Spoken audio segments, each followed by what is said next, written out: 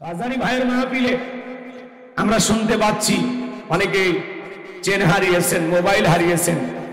যশোরের সদর থানায় জিডি করার হিড়িক বেজে গেছে। হাজার হাজার মানুষ অভিযোগ নিয়ে যাচ্ছে।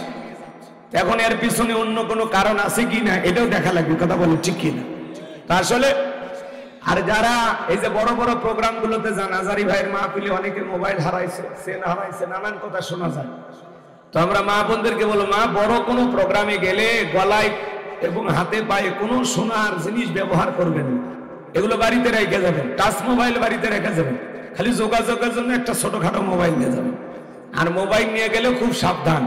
অনেক মাহফিলে এগুলো যদি হারায়, বক্তার বদনাম না, বক্তার বদনাম, আয়োজকদের বদনাম, সমাজে বদনাম, যে মানুষ ভালো কাজে যা এরকম জিনিস হারাইছে। তো ওই যে কথায় আছে, চোরে না শুনে ধর্মের কাহিনী। চোর তো গেছে ওই ধান্দায়, আপনি গেছেন ওয়াজ শোনার ধান্দায়, ও আসছে ওই ধান্দায়।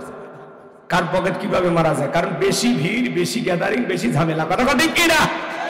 আজারি ভাইয়ের মাহফিলে আমরা শুনতে পাচ্ছি অনেকে চেন হারিয়েছেন, মোবাইল হারিয়েছেন। যশোরের সদর থানায় জিডি করার হিড়িক বেজে গেছে। হাজার হাজার মানুষ অভিযোগ নিয়ে যাচ্ছে। এখন এর পিছনে অন্য কোনো কারণ আছে কিনা এটাও দেখা লাগবে, কথা বলেন ঠিক কিনা। তা আসলে আলেমদের বয়ান শুনতে যাবেন, সহি নিয়তে যাবেন, ভালো নিয়তে যাবেন। যারা ডক্টর মিজানুর রহমান আজারি ভাইয়ের মাহফিলে মোবাইল হারিয়েছেন, মা বোনেরা গলার চেন হারিয়েছেন, বারবার ওখানে মাইকতে তাদেরকে কিন্তু সতর্ক করা হয়েছিল যে মোবাইল মানিব্যাগ নিজ দায়িত্বে রাখুন, সাবধান, আশেপাশে কিন্তু দুষ্ট লোকেরা ঘোরাফেরা করতেছে। তারপরেও তারা সতর্ক হয়নি। তাহলে এটা কি বক্তা বা যারা আয়োজক তাদের দোষ দিয়ে লাভ আছে? জোরে বলে লাভ আছে? লাভ নাই। এই জন্য আমাদেরকে সতর্ক থাকতে হবে। আপনার মোবাইল হেফাজত আপনাকে করতে হবে। এটা কি বক্তা দায়িত্ব নেবে? মা বোন যারা আওয়াজ শুনতে আসেন, কেন সোনার গহনা করতে হবে?